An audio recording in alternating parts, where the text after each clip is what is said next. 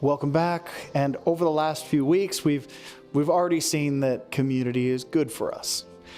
We've seen how it's important to God and how it's part of our witness, how God helps us with it, and how forgiveness and sin impact community. So today we're going to start with another discussion question. Who is someone who's been a friend to you over the years, and how did they demonstrate that friendship?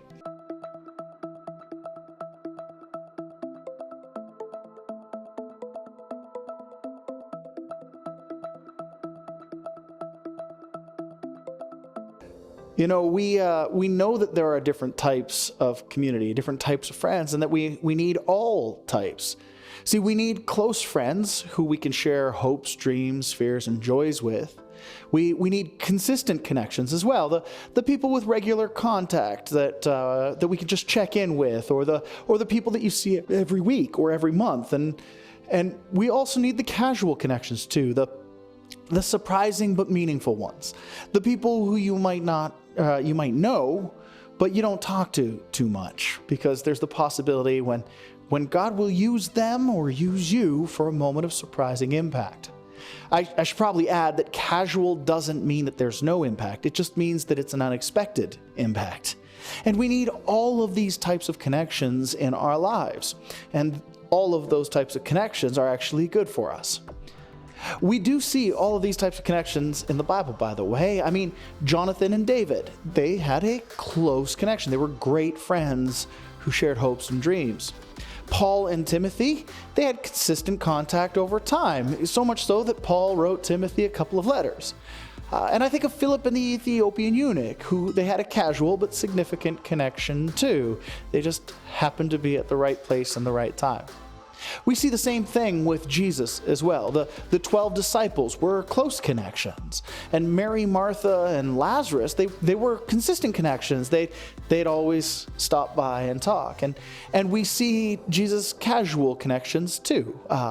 Going across the lake and healing a guy who was possessed, or Zacchaeus, or blind Bartimaeus, who probably needed to change his name after his encounter with Jesus. It's important to add that there are also different needs for different amounts of different types of community. Say, people's personalities can be wired for different amounts of connections, almost like DNA. It makes me think of Lego, actually. Some people have a need for a greater number of connections, like a piece of Lego that has 12 spots to connect, while another will have only 4 spots for connection. But everyone does have a need for connection and for community. People also have seasons when we need more, or we need more of one type of connection or less of another. And in addition to all of that, some people are like Adam when he was naming animals in the garden and he just hadn't figured out the need yet for himself. So no matter where you are, no matter what your needs are or how you're wired or your personality, I hope you'll do the potentially awkward but life-giving work of reaching out and talking to people, or having people over and investing in community, new connections who need you, and investing in the friendships that you've had for years as well. You never know what can happen with the community and connections that we make, because everyone has a part to play in the kingdom of God, and every single piece matters. Now, I want you to hold on to that thought just for a moment. We're going to do a sharp left here. Have you ever wondered what's inside the CN Tower? Not the restaurant or the round part, but on the inside of the actual CN Tower.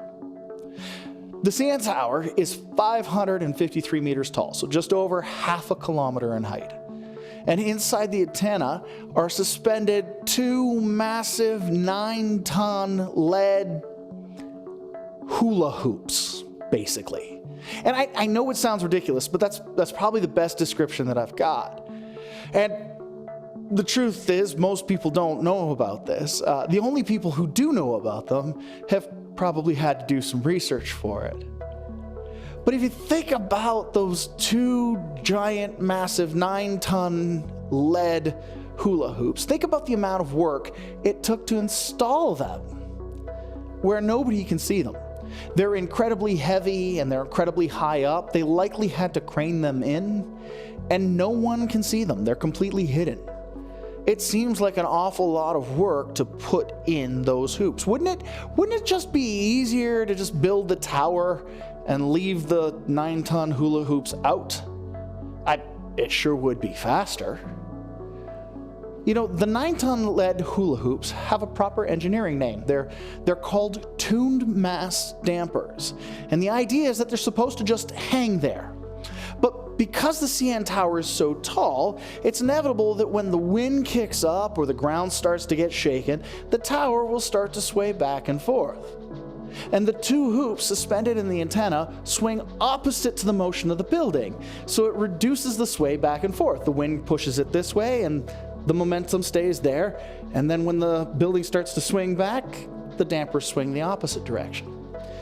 They do that, and they end up protecting the building from self-destructing in the wind, and on a much smaller scale, it prevents everyone who's eating in the restaurant from getting motion sickness, which is probably a good thing. Community or connection with other people is a lot like those 2 weights in the CN Tower. It doesn't seem like a big deal. In fact, it's an awful lot of work to hang 18 tons of steel on the antenna of the building. It's an awful lot of work to build in friendships and connection and community. You know, those 2-ton hoops, 9-ton hoops, they're a long way up. They needed cranes, they needed space in the building, they needed engineering. It's just easier to build the building. But when the wind blows and the ground underneath starts to shake, it's really good to have them, just like it's really good to have people around us who can offset the shaking and keep us standing. And this is a reason for the command to bear with one another in Ephesians 4, verses 1-3. And it's a reason to support each other. But these tuned mass dampers don't just illustrate the value of community that stabilize you when you're going through shaking. They also show how the different pieces work together. And this might actually be a good time for another discussion question. Discussion question number 3. So what are other examples that you can think of? What other examples can you think of where something plays a vital role within a larger system, like the body or in an organization? What are those pieces, and what role do they play?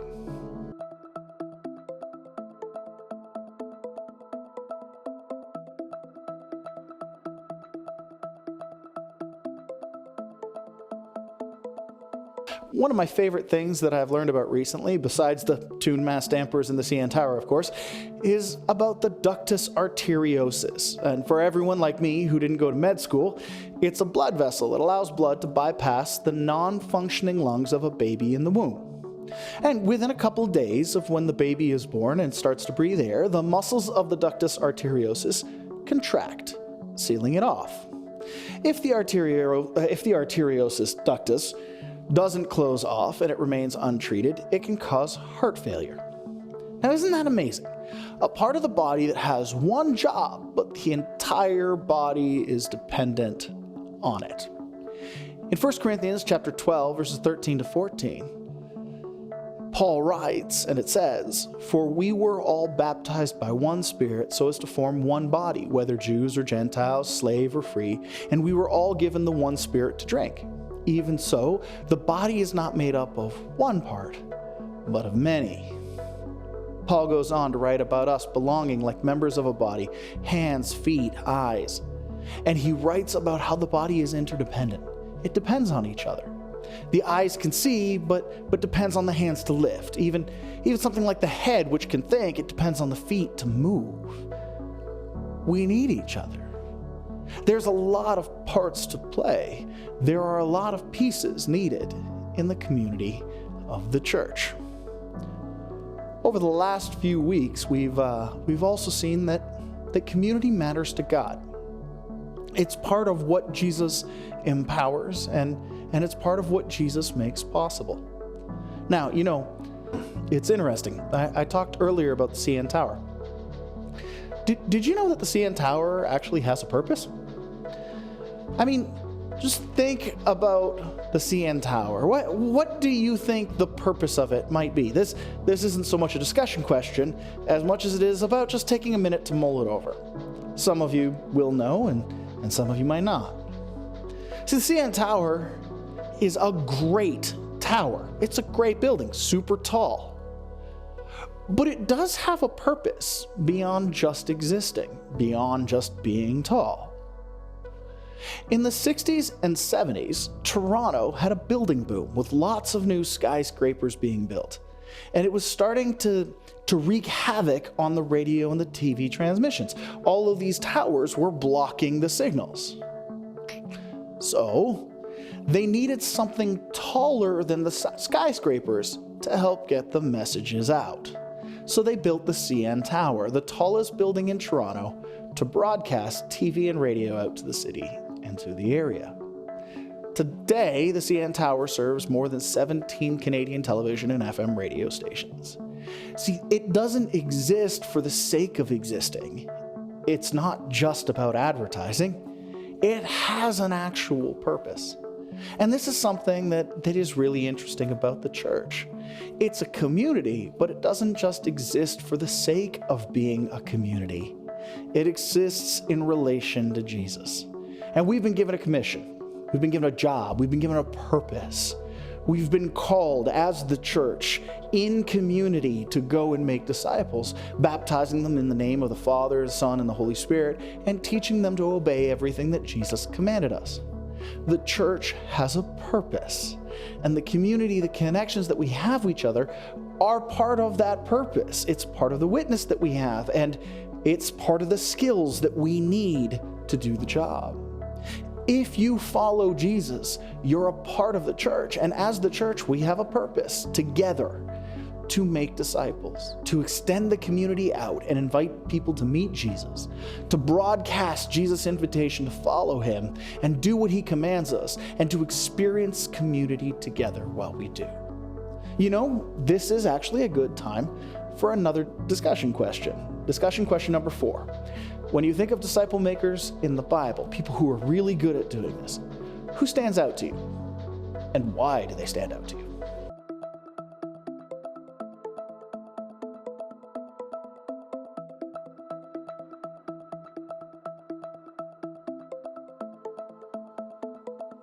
You know, I'm sure that there are lots of names that have gotten mentioned. People like the disciples, who Jesus sent out 2 by 2 to go tell people about him. I'm pretty sure it's not that the number 2 is the one that's special. I'm pretty sure it's just that 1 by 1 isn't enough. It just isn't how we're made. Even in making disciples, it matters that it's done in community. I bet some of you mentioned Paul, super apostle extraordinaire. I mean, in the process of making disciples, he wrote books of the New Testament, books of the Bible. He was beaten and shipwrecked. He traveled all over the known world. Just an incredible superhuman guy who did it all by himself. Or did he? There's some verses written in your workbook. Acts chapter 16, verses 10 to 17. Acts chapter 20, verse 6 to 15. Acts chapter 21, 1 to 8. And Acts chapter 27, verses 1 to chapter 28, verse 16. And these verses highlight some of Paul's travels. The first European to be baptized as a follower of Jesus. There's the kid who fell out of a 3rd-story window and was dead, or almost dead, and Paul prayed and the kid came back to life. There's the time that Paul was heading back to Jerusalem and he knew he was going to be arrested, but he went anyway. And of course, there was the time that Paul was shipwrecked, having been arrested. And these are amazing stories about how God showed up and amazing things that Paul did. But do you want to know what all 4 of these sort of sections have in common? I'll give you a hint. It's in the first verse of each section. It's the word we. See, Luke was the author of the book of Acts, and he was with him in all 4 of those moments. It's tempting to think that Paul did these adventures by himself, but he had Luke with him on the shipwreck, Luke with him on the journey to Jerusalem, Luke with him when he preached and the young guy fell out of the window, Luke with him when they went to Macedonia and Lydia became a Christian before Paul and Silas were thrown in prison. It's important to recognize that the Christian mission is done in community and not in isolation. And it's important to recognize that the Christian mission is to invite people to invite people into the community that is formed around Jesus. there's one more thing about people that's actually important. Because the trick is that it's easy to only see the people that you already know, and it's easy to overlook the people that we meet or walk by. It's also easy to keep people in boxes, like these are my church friends, and these are my work friends, and that's my neighbor. And it's okay for me to ask my church friends how they're doing when I can see that they're troubled. But it might be weird if I ask my neighbor how he's doing, or my coworkers, or if they're okay, especially if I see they're carrying the weight of something. We just put them in boxes like that. We say things like, it might be weird for me to pray for them. And these are all the thoughts that can kind of hit us. But when it comes to making disciples, it's hard because we don't always notice people, but we don't always see them. But Jesus did something different. He saw people and had compassion on them. I think most people would agree that compassion is important as we do this mission of making disciples.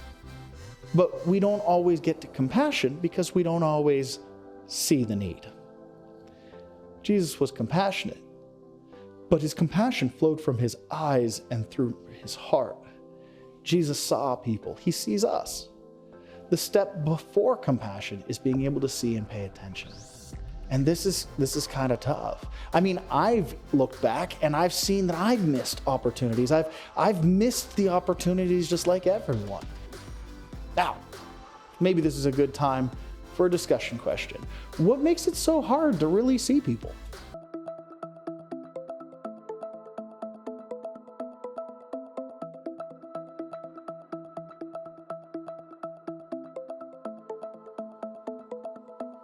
It's a funny thing. Our eyesight matters. Not like whether we have 20/20 vision or not, which I clearly don't have. But what we look at and how we see, we sometimes all have filters on our eyes. And sometimes those filters are the boxes that we put people in. Sometimes there's something else, another filter. A guy named David Brooks, he makes a great observation in his book, How to Know a Person, when he talks about the filters that we use. See, sometimes we have a productivity filter. The idea becomes that efficiency is the most important thing. So when you're dropping your kids off at school and you're in the drop-off lane or you're waiting to pick them up, we try to find the most efficient way. It's because productivity is an important thing in our culture. And so speed becomes the important thing with the productivity filter. You're trying to figure out the most efficient way and why is this person taking so long? But a relational filter changes things. And instead of trying to move quickly and being frustrated at the slow people around, with a relational filter, we can slow down and start talking to the crossing guard or the teachers who are outside. And maybe we start to slow down and check in on the other parents or the other people. It may be that from time to time, we actually get a little too efficient. We have the wrong filters on as well that keep us from being able to see people as they are. So we slide into the trap of moving quickly and we don't slow down enough to see them. So here's my practical suggestion for this week. In addition to everything that we've talked about over the last few weeks, slow down. Take off the efficiency filters from time to time and put on the people filters. It might just help us be the church. It might help us strengthen people who are being shaken and witness to Jesus and help us be more like Jesus. And it can help us make some disciples in the process. By the way, there's one more discussion question, and that discussion question is this.